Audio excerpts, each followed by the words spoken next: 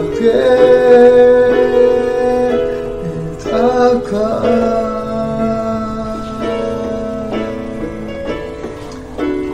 to A to A,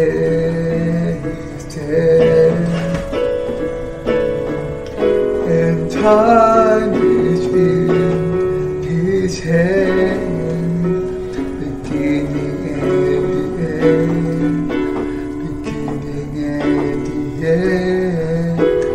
Oh, the God had dreamed. What a spirit sound, the lion and the lamb, the lion and the lamb. How can Saka see me? How can Saka and always see? How can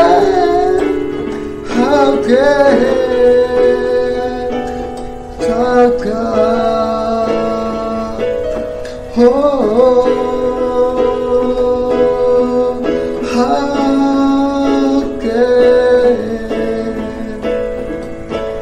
sing with me?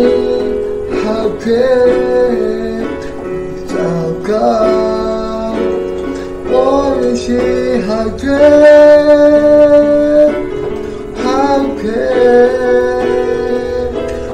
Saka. Let us sing from the beginning. The splendors of the King, God Lord Almighty, they know the earth rejoice, they know the earth rejoice. He'll up in check in God, and darkness shall to have, and ever there before, and ever there before. How can we stop God? Stay with me. How can this outcome? And always see how can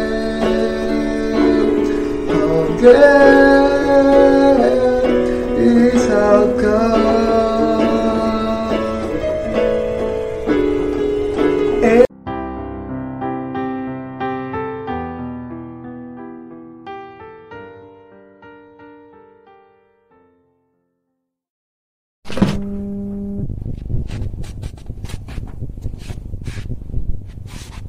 Malapetaka Sangkakala ketiga. Sangkakala ketiga ayat 10 sampai 11. Lalu malaikat yang ketiga meniup sangkakalanya dan jatuhlah dari langit sebuah bintang besar menyala-nyala seperti obor, dan ia menimpa sepertiga dari sungai-sungai dan mata-mata air. Nama bintang itu ialah Absintus, dan sepertiga dari semua air menjadi Absintus, dan banyak orang mati karena air itu, sebab sudah menjadi pahit. Orang-orang kudus juga akan hidup selama malapetaka ketiga ini. Malapetaka sangkakala kedua diturunkan mengenai laut, tetapi saat ini sangkakala ketiga akan membawa malapetaka itu kepada sungai-sungai dan mata-mata air.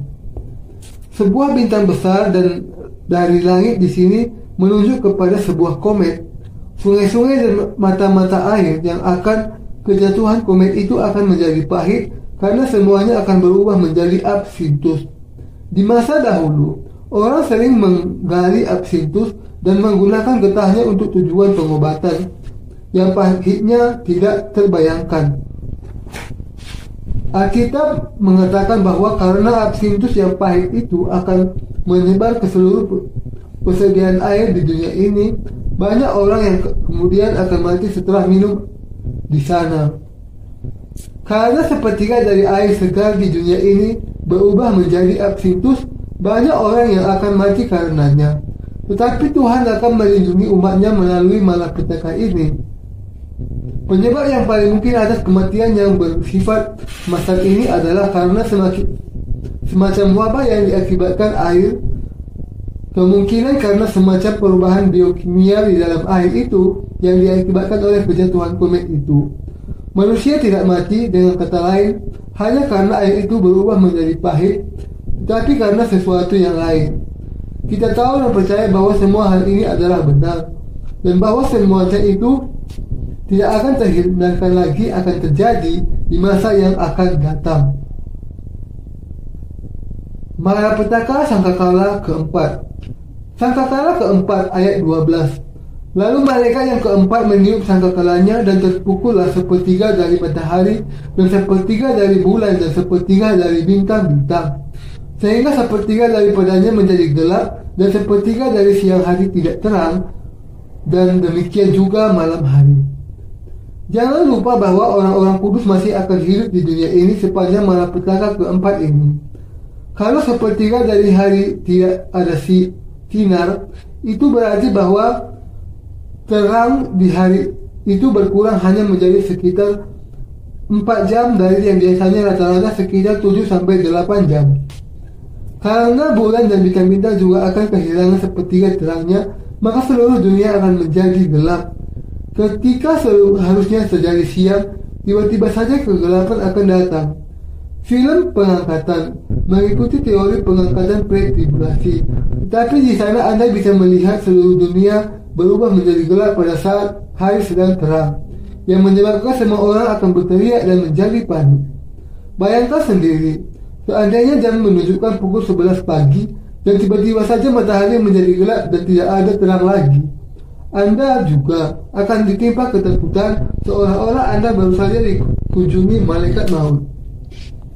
Kita tahu bahwa kita akan menjalani hidup di masa yang mengerikan seperti itu, tetapi Anda tidak perlu takut. Allah akan melindungi dan semakin memberkati kita. Pada saat ini, iman Anda akan menjadi begitu kuat sehingga Allah akan menjawab doa-doa Anda dan bekerja bagi Anda pada saat Anda berdoa kepadanya. Karena Allah berjanji untuk selalu menyertai kita sampai akhir zaman, Allah tidak akan pernah meninggalkan kita sendirian di masa kesengsaraan besar di akhir zaman. Tanpa ada sedikit pun keraguan, Ia akan senantiasa menyertai kita. Dengan demikian, karena Allah akan senantiasa beserta kita setiap waktu, kita harus percaya bahwa Ia akan melindungi kita dan mengizinkan kita untuk tetap bertahan. Dan kita harus menyebarkan iman ini kepada orang-orang lain dan mempersiapkan iman mereka juga.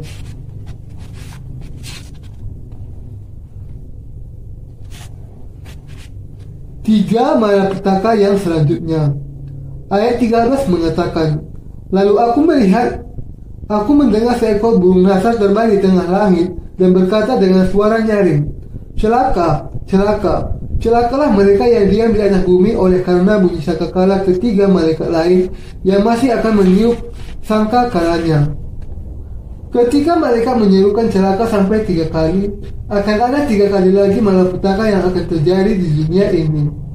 Dari antara malapetaka ketujuh sangkakala, dengan kata lain, masih ada 3 yang tersisa.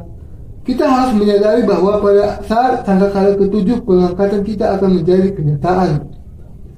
Ketika malapetaka sangkakala ke-6 sudah berakhir dan mereka yang ketujuh membunyikan sangkakalanya, orang-orang kudus akan langsung dibangkitkan dan diangkat.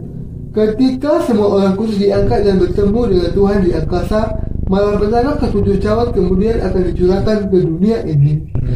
Kita harus menyadari bahwa dunia ini akan segera masuk ke dalam awal malapetaka ketujuh sangkakala dan malapetaka ketujuh cawan, di mana malapetaka ketujuh cawan akan dicurahkan dengan malapetaka sangkakala ketujuh sesuai dengan kehendak Allah.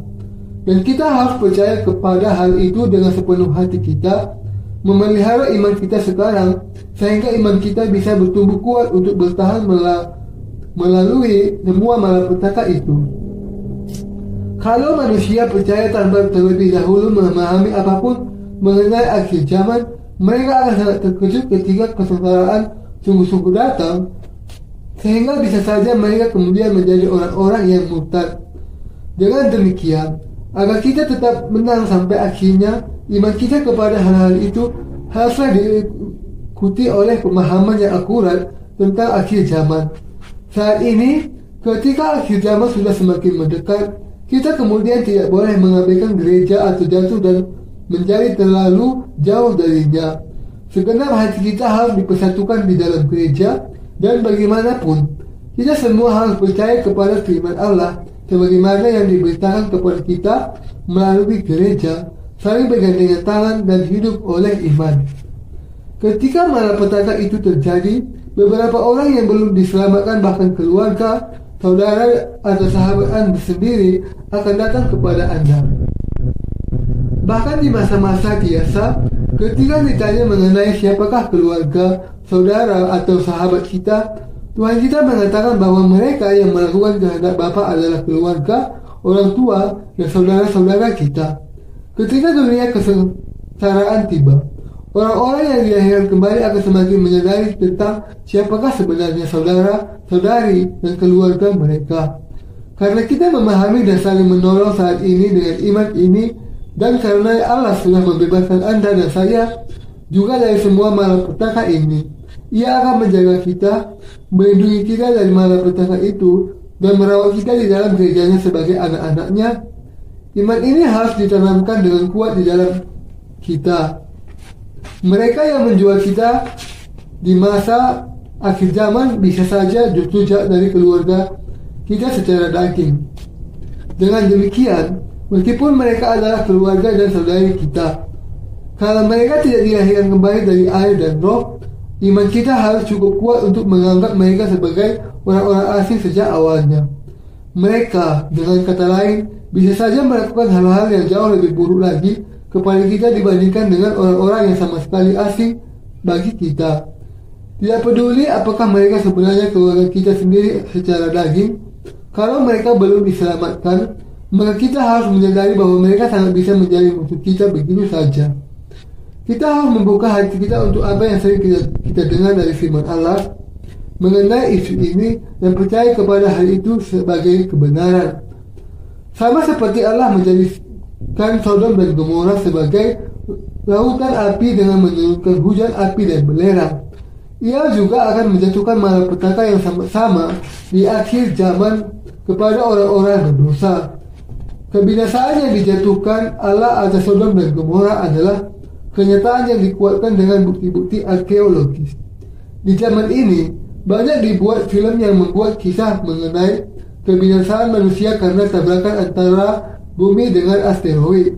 Film-film yang demikian dibuat didasarkan kepada firman di dalam Alkitab yang mencatat malapetaka yang akan terjadi di akhir zaman yang akan turun ke atas dunia ini. Kemungkinan akan terjadinya meteor yang jatuh ke bumi ini sebenarnya cukup tinggi, membuat semakin besar kemungkinannya bahwa malapetaka itu akan sungguh-sungguh menjadi kenyataan di dalam dunia ini. Contoh yang bagus adalah bukti paleontologi dari fosil-fosil dinosaurus yang menunjukkan bahwa bumi ini mengalami suatu perubahan yang sangat besar di masa purbakala. Bentuk-bentuk kehidupan yang sudah pernah menunjukkan keberadaan mereka sebelumnya melalui fosil-fosil mereka. Beberapa ilmuwan meyakini bahwa kepunahan dari bentuk-bentuk kehidupan purbakala, termasuk dinosaurus, bisa dijelaskan adalah karena bencana tabrakan di antara bumi dengan asteroid. Malapetaka meteor yang tertulis di dalam Wahyu pasal 8. Dengan demikian, sangat besar kemungkinannya untuk sungguh-sungguh terjadi di dunia ini.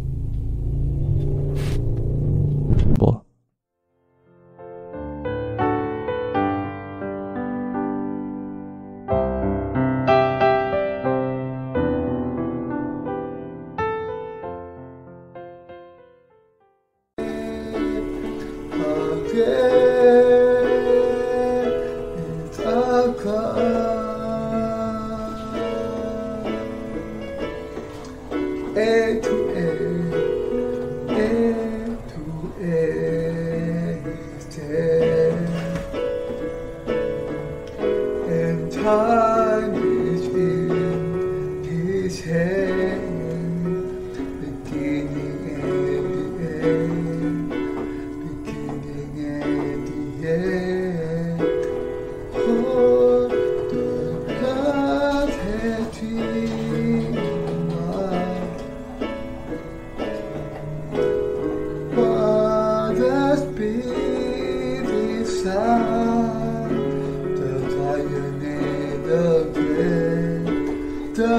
young and out there, how can Saka see me?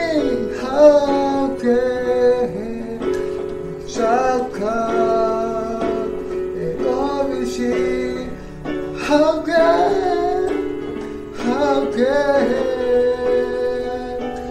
Saka? Oh, how can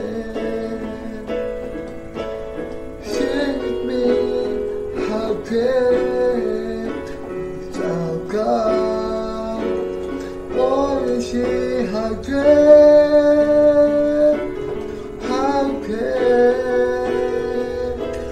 Saka? Let us sing from the beginning. The spanners of the king, God Lord humanity. They don't the earth rejoice. They don't the earth rejoice. Hip hop in chair.